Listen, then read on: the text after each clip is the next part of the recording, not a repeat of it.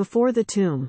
By Madison Julius Cawein. The way went under cedared gloom to moonlight, like a cactus bloom, before the entrance of her tomb.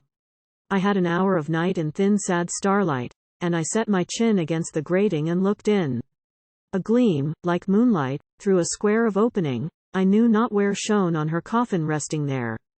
And on its oval silver plate I read her name and age and date, and smiled, soft thinking on my hate.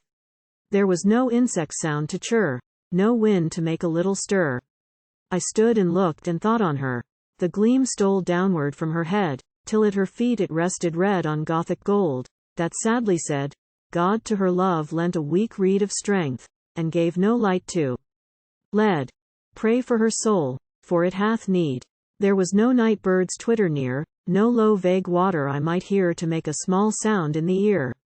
The gleam, that made a burning mark of each dim word, died to a spark, then left the tomb and coffin dark.